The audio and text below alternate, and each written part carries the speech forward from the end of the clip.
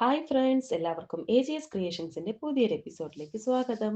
നിങ്ങൾ എല്ലാവരും ആദ്യമായിട്ടാണ് ഈ ചാനൽ കാണുന്നതെങ്കിൽ സബ്സ്ക്രൈബ് ചെയ്യാൻ മറക്കരുതേ.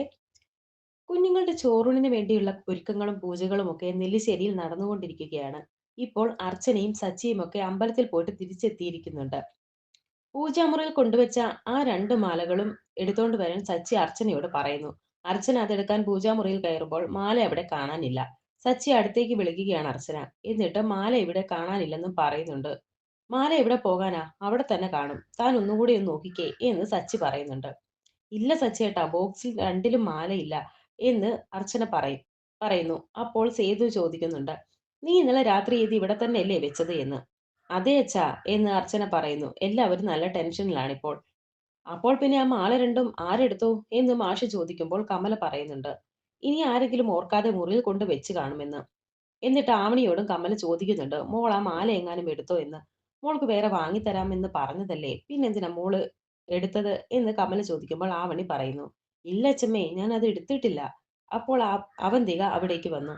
ആവണി മോള് രാവിലെ ഇവിടെ വന്ന് മാല നോക്കി നിൽക്കുന്നത് ഞാൻ കണ്ടതായിരുന്നു എന്ന് അവന്തിക പറയുന്നു. മാഷും കണ്ടതല്ലേ എന്ന് മാഷിനോടും അവന്തിക ചോദിക്കുന്നുണ്ട്. അതെ, അത് ശരിയാണല്ലോ എന്ന് മാഷ് പറയുന്നു.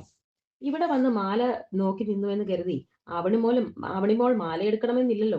അല്ല, അവൾ മാല എടുക്കുന്നത് നിങ്ങൾ ആരെങ്കിലും കണ്ടിരുന്നോ എന്ന് അർച്ചന ചോദിക്കുമ്പോൾ അവന്തിക പറയുന്നു, മാല എടുക്കുന്നത് കണ്ടില്ല, പക്ഷെ ഇവിടെ വന്ന് നിൽക്കുന്നത് കണ്ടായിരുന്നു. മാഷ് തന്നെയാണ് മോളെ ഇവിടുന്ന് കൂട്ടിക്കൊണ്ടുപോയത്. അതുപോലെ ലോക്കറ്റുള്ള ഒരു മാല വേണമെന്ന് പറഞ്ഞ് മോള് ബഹളം വെച്ചു എന്നത് എല്ലാവരും കേട്ടതല്ലേ. ഇത് കേട്ട് ആതിര പറയുന്നുണ്ട്, ആരോടും ചോദിക്കാതെ അവൾ ഒരു സാധനവും എടുക്കില്ലെന്ന്. മോൾ എടുത്തിട്ടുണ്ടെങ്കിൽ ആ മാല തിരിച്ചു കൊണ്ടുവാ. അച്ചച്ചൻ മോക്ക് വേറെ മാല വാങ്ങിച്ചു തരാമെന്ന് മാഷ് പറയുമ്പോൾ ആവണി പറയുന്നുണ്ട്, ഇല്ല അച്ചച്ച, ഞാൻ എടുത്തിട്ടില്ല. എന്തിനാ ആവണി മോളെ കുറ്റപ്പെടുത്തുന്നത്? അങ്ങനെ എവിടെ നിന്നും ഒന്നും എടുക്കുന്ന ശീലം അവൾക്കില്ല. പിന്നെ എന്തറിഞ്ഞിട്ടാ അച്ഛനും അമ്മയും അവളെ ഇങ്ങനെ ചോദ്യം ചെയ്യുന്നേ? ഇന്നേ വരെ നമ്മുടെ വീട്ടിൽ നിന്ന് പോലും നമ്മളോട് ചോദിക്കാതെ അവൾ എന്തെങ്കിലും എടുത്തിട്ടുണ്ടോ എന്ന് ആതിര ദേഷ്യത്തോടെ ചോദിക്കുന്നു. എങ്കിൽ പിന്നെ അത് വേറെ ആരെങ്കിലും എടുത്തതായിരിക്കും എന്ന് അവന്തിക പറയുന്നു. ഞങ്ങളാരും എടുത്തിട്ടില്ലെന്ന് ആതിര പറയുമ്പോൾ സന്ദീപ് പറയുന്നുണ്ട്, അത് ആ പൂജാമുറിക്കകത്ത് എങ്ങാനും വീണ് കിടപ്പുണ്ടായിരിക്കും, ഒന്നുകൂടി ഒന്ന് കേറി നോക്ക്. എല്ലാവരും നോക്കാൻ പറയുമ്പോൾ അർച്ചന വീണ്ടും പൂജാമുറിയിൽ കയറി നോക്കുന്നു. പക്ഷേ അതവിടെ ഒന്നുമില്ലെന്ന് അർച്ചന പറയുന്നു. അതാരോ എടുത്തിട്ടുണ്ട്. ആ ലോക്കറ്റുകൾ രണ്ടും കുഞ്ഞുങ്ങൾക്ക് വേണ്ടി പൂജിച്ചതാ. മറ്റുള്ളവർക്കാർക്കും അതുകൊണ്ട് ഒരു കാര്യവുമില്ല എന്ന് സച്ചി. എടുത്തവർ ആരായാലും സത്യം പറയുന്നത് നല്ലതെന്നും സന്ദീപ് പറയുന്നു. ആരും സത്യം പറയുന്നില്ലെങ്കിൽ പിന്നെ എല്ലാവരുടെയും മുറി പരിശോധിക്കേണ്ടി വരും എന്ന് അനഘ പറയുന്നു. അത് തന്നെയാ നല്ലത്, മാല കണ്ടെത്തണമല്ലോ എന്ന് അർച്ചന.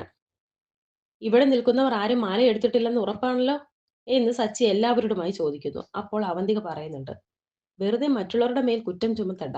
ആവണിമോള് തന്നെയാവും അതെടുത്തത്. ആ മാലയും ലോക്കറ്റും അവളാണല്ലോ ഏറ്റവും കൂടുതൽ ആഗ്രഹിച്ചത്. മോളെ, ആന്റിയോട് സത്യം പറ, മോളല്ലേ അതെടുത്തത് എന്ന് അവന്തിക ചോദിക്കുമ്പോൾ ആവണി പറയുന്നുണ്ട്, ഇല്ല ആന്റി, ഞാൻ എടുത്തിട്ടില്ല. ആവണി മോള് കള്ളം പറയുക, മോള് തന്നെ അതെടുത്തത് എന്ന് അവന്തിക പറയുമ്പോൾ കമല പറയുന്നുണ്ട്, അവന്തികെ, അനാവശ്യം പറയരുത്. ഇവൾ അങ്ങനെ ഒരു സാധനവും ഒരിടത്തു നിന്നും എടുക്കാറില്ല. അവള് അതുപോലെ ഒരു മാല ആഗ്രഹിച്ചു എന്നുള്ളത് സത്യം തന്നെയാ എന്ന് കരുതി ഞങ്ങളുടെ മോള് എങ്ങനെയാ അങ്ങനെ മോഷ്ടിക്കുകയൊന്നുമില്ല. വെറുതെ അവളെ കള്ളിയാക്കരുത്. കമലെടുത്തി എന്നോട് ചൂടായിട്ട് കാര്യമില്ല. ഞാൻ കണ്ടത് പറഞ്ഞു എന്നേ ഉള്ളൂ. ആവണി മോളുടെ ബാഗ് ഒന്ന് പരിശോധിച്ചു നോക്ക്. ചിലപ്പോ മാല കിട്ടും. എന്ത് കരുതി കുട്ടിയെ വഴക്കൊന്നും പറയണ്ട. അവൾക്ക് വല്ല അബദ്ധം പറ്റിയതായിരിക്കും എന്ന് അവന്തിക പറയുന്നു. ആവണിയാണെങ്കിൽ നല്ല സങ്കടത്തിലാണ്. ആവണി ഇങ്ങനെയൊക്കെ പറയുന്നത് കണ്ട് അർച്ചനയും മാതിരയും വളരെ വിഷമിക്കുന്നുണ്ട്. അങ്ങനെ ആവണിമോളെ മാത്രം ആരും വെറുതെ സംശയിക്കണ്ട. ഈ വീട്ടിലുള്ള ആരെങ്കിലും ഒരാൾ അറിയാതെ ആ മാല രണ്ടും ഈ വീട്ടിൽ നിന്നും പോകില്ല എന്ന് സേതു പറയുമ്പോൾ ആവണിമോളെ ഒന്നിങ്ങോട്ട് വന്നേ എന്ന് പറഞ്ഞ് ആവണിയെയും കൊണ്ട് കമല മുകളിലത്തെ റൂമിലേക്ക് പോകുന്നു. അമ്മ എന്താ ഈ കാണിക്കുന്നേ എന്ന് അർച്ചനയും മാതിരയും മാറി മാറി ചോദിക്കുന്നുണ്ട്. അച്ഛമ്മേ, ഞാനത് എടുത്തിട്ടില്ലെന്ന് ആവണിയും പറയുന്നുണ്ട്. അപ്പോൾ മീര അവിടേക്ക് വരുന്നു. മോളെ, ആകെ ധർമ്മസങ്കടത്തിലായല്ലോ. ആവണിമോൾ എങ്ങാനും ആ മാല എടുത്തിട്ടുണ്ടെങ്കിൽ അത് നമുക്ക് വല്ലാത്ത അപമാനമാകും. നാളെ അവളെ എല്ലാവരും കള്ളിയെന്ന് വിളിക്കില്ലേ എന്ന് മാഷ് മീരയോട് ചോദിക്കുമ്പോൾ മീര പറയുന്നുണ്ട്, എനിക്ക് എന്റെ മോളെ വിശ്വാസമുണ്ടച്ചാ, അവൾ അത് എടുക്കില്ല എന്ന്. അങ്ങനെ കമലയും ആവണിയും റൂമിലെത്തുമ്പോൾ ആവണി പറയുന്നുണ്ട്, ഞാനത് എടുത്തിട്ടില്ല അച്ഛമ്മ എന്ന്. മോൾ അങ്ങനെ പറഞ്ഞാൽ എങ്ങനെയാ? മറ്റുള്ളവർക്കും കൂടി അത് ബോധ്യം വരണ്ടേ? നേരത്തെ മോൾ എന്താ ബാഗിൽ കൊണ്ടുവച്ചത് എന്ന് കമല ചോദിക്കുന്നു. അത് അത് പിന്നെ എന്നൊക്കെ പറയുകയാണ് ആവണി. അങ്ങനെ ഇപ്പോൾ കമല ബാഗ് നോക്കുകയാണ്. എന്നിട്ട് ബാഗും എടുത്തുകൊണ്ട് ആവണിയെയും കൂട്ടി താഴേക്ക് പോകുന്നു. "അച്ചമ്മേ, അച്ചമ്മേ ഞാനല്ല.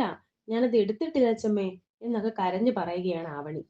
കമല ആ ബാഗ് കൊണ്ടുവരുമ്പോൾ അവന്തിക പറയുന്നുണ്ട്, "ആ ബാഗ് ഒന്ന് പരിശോധിച്ച് നോക്ക്. അതിനകത്ത് കാണും കാണാതായ മാല" എന്ന്. "എല്ലാവരും നോക്ക്. ഇതാ എന്റെ മോളുടെ ബാഗ്" എന്ന് പറഞ്ഞ് കമല ആ ബാഗ് കാണിക്കുന്നു. മീര അതിലുള്ള സാധനങ്ങളെല്ലാം എടുത്ത് താഴേക്കിടുന്നു. ആ ബാഗിനുള്ളിൽ 2 മാമ്പഴമാണുള്ളത്. അല്ലാതെ മാലയില്ല. "ഇതെനിക്ക് പുറത്ത് നിൽക്കുന്ന മാവിൻ ചോട്ടിൽ നിന്ന് കിട്ടിയതാണ്. സ്കൂളിൽ പോകുമ്പോൾ കൂട്ടുകാർക്ക് കൊടുക്കാൻ എടുത്ത് വെച്ചതാണെന്ന്" ആവണി കരഞ്ഞുകൊണ്ട് പറയുന്നു. "ഇതിനകത്ത് വേറെയൊന്നും ഇല്ല. ആര് വേണമെങ്കിലും പരിശോധിച്ചോ" എന്ന് മീരയും പറയുന്നു. "ഇവള് മാല എടുത്തിട്ടില്ലെന്ന് എല്ലാവർക്കും ബോധ്യമായില്ലേ" എന്ന് കമലയും ചോദിക്കുന്നുണ്ട്. "ആരും സത്യം പറയുന്നില്ലെങ്കിൽ എല്ലാവരുടെയും മുറി പരിശോധിക്കേ ഇനി മാർഗമുള്ളൂ" എന്ന് അർച്ചന പറയുമ്പോൾ സേതു പറയുന്നുണ്ട്, "എങ്കിൽ പിന്നെ ഇനി ഒന്നും നോക്കണ്ട കാര്യമില്ല. എല്ലാവരുടെയും മുറി പരിശോധിച്ചോളൂ" എന്ന്. "ചേച്ചിയുടെ മുറി ഞാൻ തന്നെ പരിശോധിച്ച് നോക്കാമെന്ന്" അനഘ പറയുമ്പോൾ അവന്തിക പറയുന്നുണ്ട്, "ദേ വെറുതെ എന്റെ മുറി കയറിയാലുണ്ടല്ലോ, എന്നെ വെറുതെ കളിയാക്കാൻ നോക്കണ്ട. പറഞ്ഞില്ലാന്ന് വേണ്ട" എന്ന് പറഞ്ഞ് അനഘയോട് ദേഷ്യപ്പെട്ട് അവന്തിക റൂമിലേക്ക് പോകുന്നു. ചേച്ചി അങ്ങനെ പറഞ്ഞിട്ട് പോകണമെങ്കിൽ അതിന്റെ പിന്നിൽ എന്തോ കള്ളത്തരമുണ്ട്. അതങ്ങനെ വിട്ടാ പറ്റില്ല എന്ന് മനസ്സിൽ വിചാരിക്കുകയാണ് അനഘ. എന്നിട്ട് അനഘയും അവന്തികയുടെ റൂമിലേക്ക് പോകുന്നു. അങ്ങനെ ആതിരയും സന്ദീപും അവരുടെ മുറിയിൽ പോയി നോക്കുന്നു. സച്ചിയും അർച്ചനയും അവരുടെ റൂമിലും ചെന്ന് നോക്കുന്നുണ്ട്. എല്ലാവരും അവനവന്റെ റൂമിൽ തപ്പുന്നുണ്ടെങ്കിലും മാല കിട്ടുന്നില്ല. അവന്തിക റൂമിൽ നിന്ന് അവന്തിക റൂമിൽ ടെൻഷനോടെ വന്ന് നിൽക്കുന്നുണ്ട്. അവിടേക്ക് അനഘ വരുന്നു. "നീ എന്താ ഈ നോക്കുന്നത്? ഞാൻ ഈ മുറിയിൽ ഒന്നും ഒളിപ്പിച്ചു വെച്ചിട്ടില്ലെന്ന്" അവന്തിക പറയുന്നു. "അത് ചേച്ചി മാത്രം പറഞ്ഞാൽ പോരല്ലോ. എല്ലാവർക്കും വിശ്വാസമാകണ്ടേ? അവനവന്റെ മുറി എല്ലാവരും തിരയുന്നുണ്ട്. ചേച്ചി മാത്രം വെറുതെ നിൽക്കുക. അതിനർത്ഥം ചേച്ചിക്ക് ഇതിൽ എന്തോ പങ്കുണ്ടെന്ന് തന്നെയാണ്" എന്ന് അനഘ പറയുന്നു.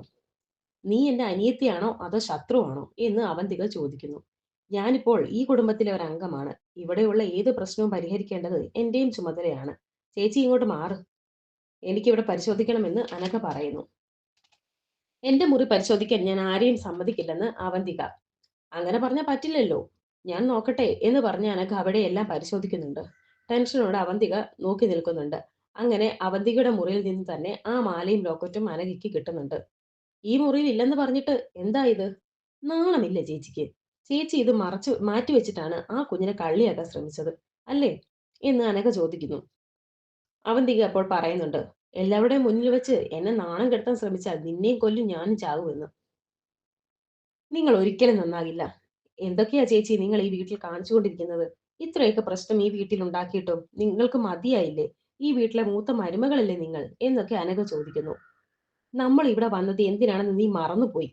"പക്ഷേ ഞാൻ മറന്നിട്ടില്ല" എന്ന് അവന്തിക പറയുമ്പോൾ അനഘ പറയുന്നുണ്ട്, "അതൊക്കെ പഴയ കാര്യങ്ങളല്ലേ. ഈ വീട്ടിലാണ് ചേച്ചിക്ക് കുടുംബജീവിതം ഉണ്ടായത്, ഭർത്താവ് ഉണ്ടായത്, സ്നേഹമുള്ള ഒരു അച്ഛനെയും ബന്ധുക്കളെയും കിട്ടിയത്. എല്ലാം ഈ വീട്ടിലാണ്. എത്രമാത്രം ചേച്ചി ഇവിടെ എല്ലാവരെയും ദ്രോഹിച്ചു. ഇവർ ആരെങ്കിലും ചേച്ചിയോട് മോശമായി പെരുമാറിയിട്ടുണ്ടോ? ഈ വീട്ടിലെ മൂത്ത മരുമകൾ എന്നുള്ള സ്ഥാനം ഇവർ നിങ്ങൾക്ക് തന്നെ തന്നിട്ടില്ലേ? ഈ വീട്ടിൽ നല്ലൊരു ചടങ്ങ് നടക്കാൻ പോവുകയാണ്. അത് അലങ്കോലപ്പെടുത്താനല്ലേ ചേച്ചി ഇതൊക്കെ ചെയ്തത്? അല്ലാതെ ഇത് വിറ്റ് കാശുണ്ടാക്കാൻ വേണ്ടിയല്ലല്ലോ. എനിക്കറിയാം ചേച്ചി നിങ്ങൾ നന്നാവില്ല. ഒരിക്കലും നന്നാവില്ല. ഈ വീട്ടിൽ നിങ്ങൾ ഇല്ലാതിരിക്കുന്നത് തന്നെയാ ഇവിടുത്തെ സമാധാനത്തിന് നല്ലത്. ഇത് ഞാൻ എല്ലാവരോടും പറയാൻ പോവുക. നിങ്ങളെ കൊണ്ടുള്ള ദ്രോഹം ഇന്നത്തോടെ അവസാനിക്കട്ടെ" എന്ന് പറഞ്ഞ് അനഘ പോകാൻ തുടങ്ങുമ്പോൾ അവന്തിക അനഘയുടെ കയ്യിൽ പിടിച്ച് വലിച്ചിട്ട് പറയുന്നു, "അനഘേ, നിൽക്കവിടെ.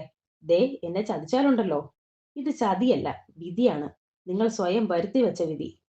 ബാഗ് തയ്യാറാക്കി വെച്ച് ഇറങ്ങിപ്പോകാൻ റെഡിയായിട്ട് നിന്നോ" എന്ന് പറഞ്ഞ് അനഘ അവിടെ നിന്നും പോകുന്നു. ടെൻഷനോടെ നിൽക്കുകയാണ് അവന്തിക. "എന്തായി മോളെ, മാല കിട്ടിയോ എന്ന് സേതു അനഘയോട് ചോദിക്കുന്നു. അനഘയുടെ പിന്നാലെ അവന്തികയും വന്ന് നിൽക്കുന്നുണ്ട്. വരാനിരിക്കുന്ന പുതിയ എപ്പിസോഡുകൾക്കായി വീണ്ടും കാണാം. Thank you for watching.